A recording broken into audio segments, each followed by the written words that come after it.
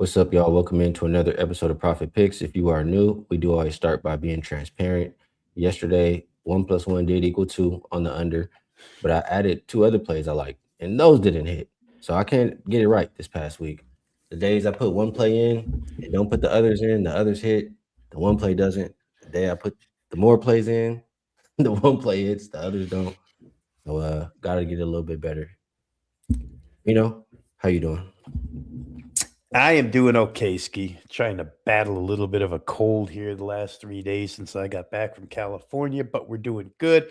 Um, yeah, I gave a little back yesterday. I had a 3-0 2 days ago, and then I give two of them back last night with the Cleveland Cavaliers team total over 119. They get to 118. Classic left me at the altar there with that one, and then yeah, the Clippers. I can't make heads or tails of this team. Thought I'd get a bounce back from them offensively last night. I did not get it. We only got 99 points out of the Clips. San Antonio did their part, but that total fell short. And, I even got the benefit last night of Wemby not playing.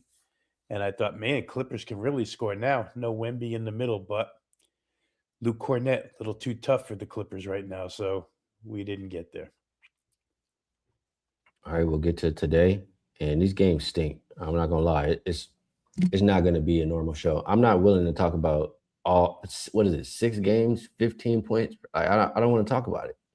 I'm not interested. I'm really not, honestly. So there's 3 games that do not have ridiculous point spreads, and I'll mention those. Minnesota and Philadelphia is one of them. It opened Philly -2, and it's up to 4.5 or 5. Total went up from 229 as high as 235 as well. For Philly, Embiid is probable, Broom is out, Ant is questionable, McDaniels is out. Timberwolves on a back-to-back. Sixers, first game home after a little bit of a road trip, only 3 games, and it is the first of a back-to-back for them. They play the Pistons tomorrow. The Sixers have looked good lately. They haven't been playing the best of competition, but they did beat the Hornets. I mean, one could say the Hornets' form isn't as great as it has been lately. But yeah, a lot of these wins they've been having are versus the bottom tier teams. For the Timberwolves, they've been playing some competition, at least. But the thing is, like the 2 games recently versus the Pistons, they didn't win. One of them that got blown out, beating the Mavericks team, beating the Rockets. They did beat the Celtics. So I guess I have to say the Timberwolves have played tougher competition. If you look at the standings, if the Sixers lose this game, they're in the play-in. I don't think the Timberwolves are in danger of falling in the play-in. So I can understand everybody from motivation, point of view, wanting to back the Sixers at home. I just I worry that the Timberwolves are a little bit better than some of the teams that the Sixers have been facing. So, what do you think here, Vino? Sixers and Timberwolves. I got to read you this before I even start, Ski. This columnist who writes about betting gives us this opening line. He should be on the show with us. Here's his opening line. The Timberwolves continued to jerk people around last night regarding Anthony Edwards, waiting until 90 minutes before tip-off last night to declare him out. I mean, it's what you're up against every single night in these games. Now, I see this total jump from 229 all the way to 234 and a half, 235. Could be partially because of Embiid's presence. Embiid didn't play the other night. But it makes me think that Ant might go here. I've been trying to play these things the last 7 to 10 days according to the standings and what's meaningful and what isn't. And I think you laid it out the right way. It's very meaningful to Philly. I mean, you don't want to fall into the play-in. So motivationally, I would look their way. I think when they're at full capacity, they're a pretty good team. I mean, Paul George went nuts the other night in that game where they scored 153 points. But I don't know if they're better than Western Conference teams. There's always that East versus West thing that creeps in here. I don't know that I'm willing to lay it with Philadelphia. I would love to get to the total if, in fact, I knew Edwards was playing. Like I say, the jump in the total makes me believe that he will. I think Minnesota last night, thank goodness you sent me that text to tone that game down against Detroit a little bit. They were going too good for a while. Then we had to shut them down. I think they could pick it back up against the Philly defense here. So my initial lean ski is toward the over. I haven't played it yet. I'd love to have Anthony Edwards in to go ahead and get this thing up and over. It's a back-to-back for Minnesota. Maybe the defense, after being pushed around by Detroit a little bit last night, comes up, a little lackadaisical. We'll see how it goes during the day, but that's my lean toward the total. Yeah, it's hard for me to look at that one or bet that one right now. The next one is Magic and Mavs, and open up 5.5 for the Magic. Looks like 6.5. Total up from 235 to 238.5. As far as injuries are concerned, you have Anthony Black and Jonathan Isaac out for the Magic. Franz Wagner looks like he's back for Dallas. Bagley's doubtful. Martin is doubtful. PJ Washington doubtful. I mean, maybe they just need Franz, like, because the Magic team has been so inconsistent. They've been so bad since he's been out.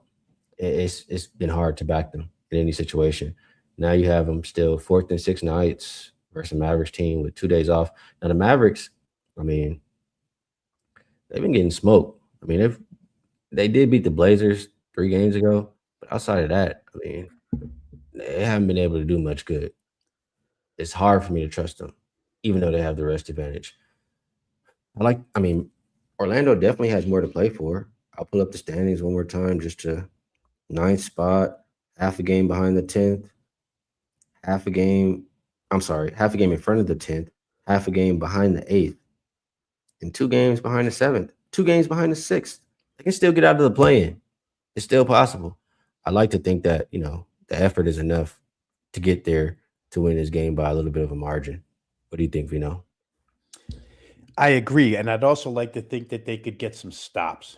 That's kind of my problem with Orlando is Franz going to make the difference defensively? I don't worry about Orlando scoring enough to cover 6.5 point number here. I worry about them defensively being so hideous on that end for so long this year. Dallas, if nothing else, they're losing games, but they're capable of scoring. 238.5 is the total here. But again, if Orlando is better defensively, this is Franz's second game back. So I'm going to anticipate he has a better showing or he's more accustomed to being in the lineup here tonight after getting one under his belt. If they're better defensively, I don't think there's any question they should win this game by 7 points, considering the situation, considering their ability to score and the personnel gap between them and Dallas. I just, again, one more time, I do wonder about them defensively. So it's kept me off both because I can argue. I want to bet Orlando. If I talk myself out of Orlando, I want to bet the total over. And then I talk myself out of the total over. So kind of at a standstill here. Fair enough. We'll go to the last one we'll talk about. That's the Pelicans and the Kings. And that opened 4.5 for the Pels. I see 5.5 or 6, depending where you're looking. Total right around the opener. As far as the injuries, you do have Matkovic questionable, McGowan's doubtful, Murray doubtful for Sacramento, Monk questionable, Murray and Westbrook out. This is a Pelicans team playing on a back-to-back. They were winning that game yesterday, and then I don't know what happened. Ended up losing by 12. For the Kings, it is their first game home after a 5-game road trip. They did win the last game on that road trip, and they have the rest advantage tonight. You know, I like to think that the Pelicans are favored for a reason here. I'm scared to death to bet them early and have the injury report come screw me later. Um, but I feel like the Kings would be satisfied after that win, and we all know the first game back home is a flat spot. The Pelicans, they don't have anything to play for, but I still think they're the better team. So I do lean Pelicans. What say you, Vino? I like their offense in this one, Ski. You made the point about Sacramento first came back after the long road trip. Just not a good defensive team. And when Trey Murphy's involved, like he was last night, came back into the lineup. New Orleans has a lot of ways to score, especially against a defense like this. Their total this morning was 119.5. I think I like it at that spot. I think they can get into the 120s against Sacramento. They're off a game last night where second half, especially third quarter, kind of shut it down, but 41 second half points after a big first half. I don't know that they'll have that kind of lull here in this game against this defense. So for me, I think I would probably look toward New Orleans team total over 119 and a half. I just don't know that Sacramento, again, first game back off a long road trip and the fact that they don't play a heck of a lot of defense. Certainly not much deterrent at the rim. Zion should have a big game here. So I like New Orleans and their multiple ways to score. That will wrap it up, So shortest show, not a usual show, but I mean, this slate is disgusting. Like, what are we doing with all these double-digit spreads? Like, it's almost about that time to, let's just get to the playoffs. That's what it looks like with this slate. Right. All right, let's get to this stuff. We do have the same usual promos. Buy 3, get 3 days free. Comes out to 6 days for just $69. You'll get every play that, if you go Rob or I release. If you'd like to be involved for a year, you get the ultimate all-access pass for under $4 a day. If you were to get Rob Veno for a year, you'll receive a 25% bonus coupon that you can use on anything else, myself included. And we do have NBA plus the rest of the regular season free. Comes out to only less than $200, so $199, and that is about 2.5 months of basketball. We'll remind everybody, Veno, I know he profited last year in playoffs. Veno's always good in playoffs. Myself, I've been good too. Last 3 years, I know I'm plus 145 units in the playoffs. So this is the time, when everybody's going to care. When, 1 + 1 finally equals 2. So it's a good time to get involved. If you would like to, this is the best way to do it. Veno, I know this slate is disgusting. If you have a best bet, we'd love to hear it. If you don't, it's all good. And if I missed anything that you would like to promo, feel free. Promos are good.